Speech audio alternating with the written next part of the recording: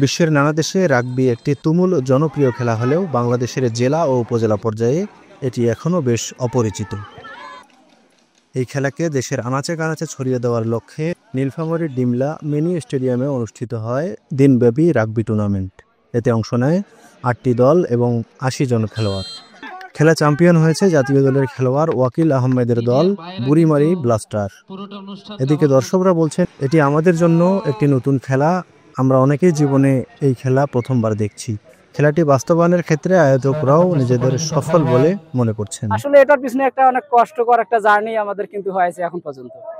আপনারা জানেন যে বর্তমান সময়ে ফুটবল ক্রিকেটের চতুর্দিকে উন্মাদনা এবং খেলোয়াড়দের নেশার প্রতি একটা মনোভাব।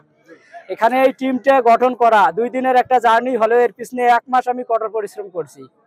এখানে আমি কারো কিন্তু সাপোর্ট পাই নাই। ফুটবলারদের খুঁজে খুঁজে আমি বাসায় গিয়ে ওদের নাম অ্যারেঞ্জ করছি। নাম অ্যারেঞ্জ করার পরে আজকে দেখা যায় 10 জন প্র্যাকটিসে আসার কথা, সে জায়গায় আসছে 5 জন। ফোন দেয় যে ভাই আমি ফুটবল খেলতে গেছি, আমার একটা খ্যাপ আছে।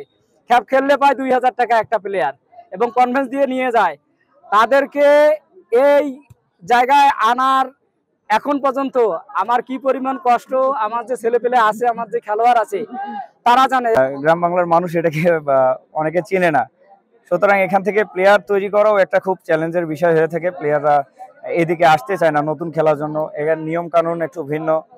তারপর এটার ভবিষ্যৎ কি হবে এটা নিয়েও তারা চিন্তিত। তারা খেলবে কোথায়, খেলবে কোথা পর্যন্ত যেতে পারবে এবং তাদের কতটুকু সাপোর্ট পাবে, এটা নিয়েও তারা কিন্তু চিন্তা করে।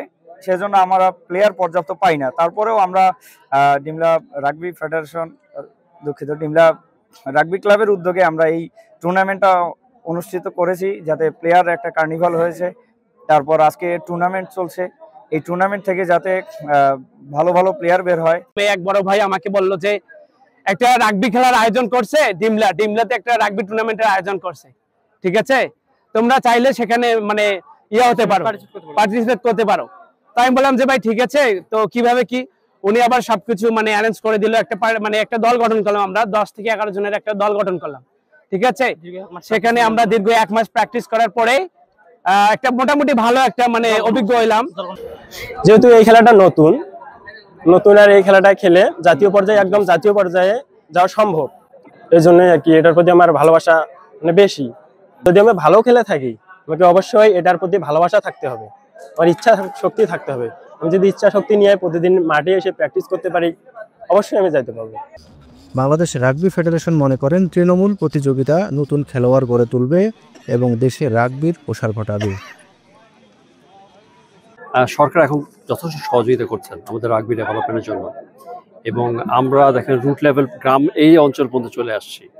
এবং আমরা কিন্তু এবার সাউথ এশিয়ান গেমসে ইভেন লাইক নেপাল ট্যুরটা যেটা হওয়ার কথা ছিল, ইনসিডেন্ট আলো যেতে, ওখানে কিন্তু আমাদের ফরেন প্লেয়ার 2 জন অন্তর্ভুক্ত হয়েছিল। বিভিন্ন ডিস্ট্রিক্ট জেলাতে আমরা এই টুর্নামেন্টগুলো করবো, সো দ্যাট আমরা প্লেয়ারগুলো বের করে নিয়ে আসতে পারি।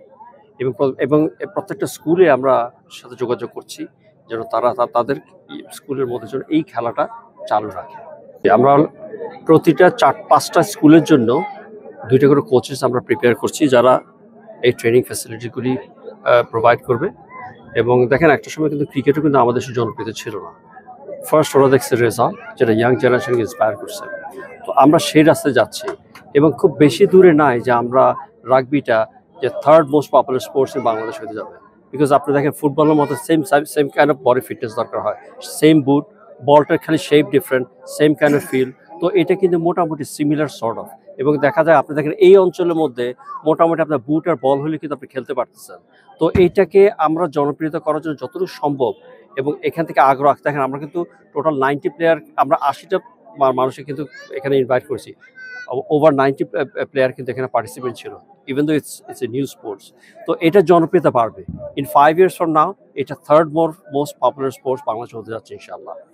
বাংলাদেশ ইতিমধ্যে এশিয়া রাগবি ফেডারেশনের সদস্য এবং র্যাঙ্কিংয়ে 3 নম্বরে দাঁড়িয়ে রয়েছে। রাশিদুল ইসলাম আপেল, সারাবাংলা.net, নীলফামারী।